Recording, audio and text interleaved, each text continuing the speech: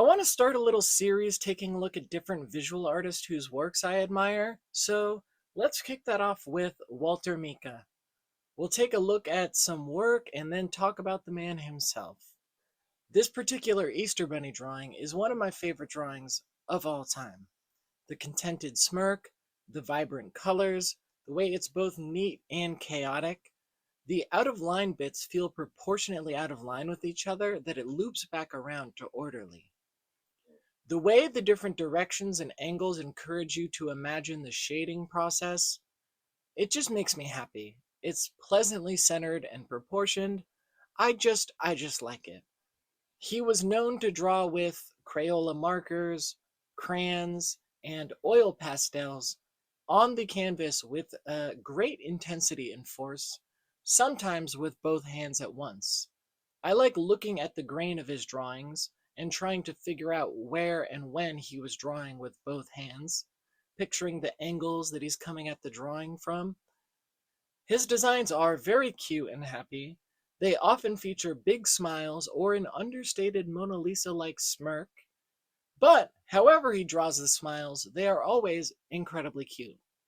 I wish there was a plushy line of Mika designs. Even when they have a characteristic that you'd expect to undercut that positive feeling, like jagged teeth or deep maroon eyes, they don't. Like this one, whose rainbow jagged teeth somehow complement his little bunny cuteness. I also like the way his pieces tend to fade out at the bottom. This one reminds me of Sprig from Amphibia, though it was drawn before that show existed. Mika maybe would have dug it. He was a fan of cartoons, and that's a pretty good show.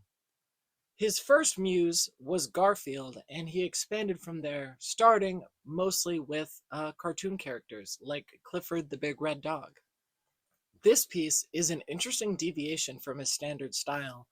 Interesting perspective with the big round body and the far distant face that conveys that sense of space. Let's get into Mika the man himself.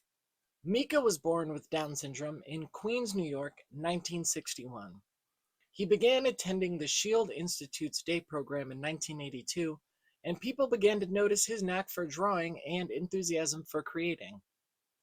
After his parents passed, he moved into a group residence in 1987. He began working different figures into his art, folks from the news and current events.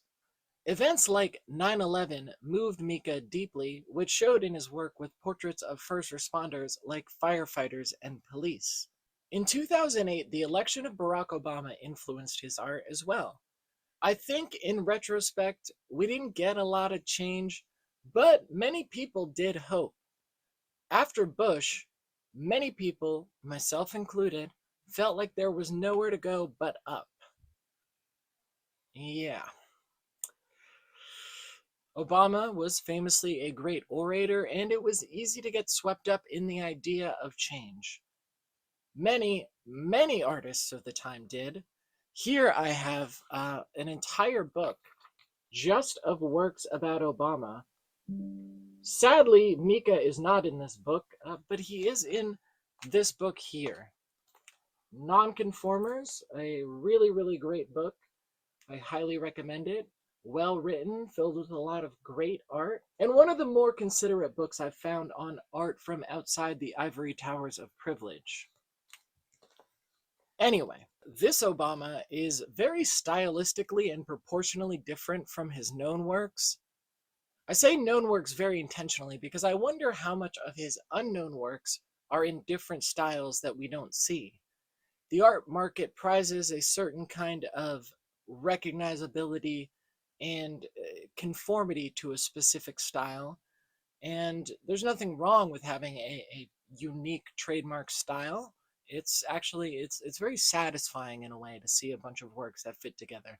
However, Mika was very prolific, making a picture every day of his life since 2002, and yet I can't find nearly that many pictures of his on the internet. And like, where are they? I'd like to see them, you know? I'd like to see his other stuff. I mean, a lot of them are in gallery collections or whatever. I don't know. I'm not from that world, and I didn't know Mika either.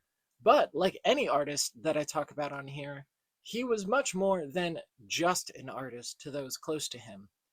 Here are some portraits of Mika done by some other really cool artists from a art community that Mika was a part of around the time that he passed, April 7th, 2023.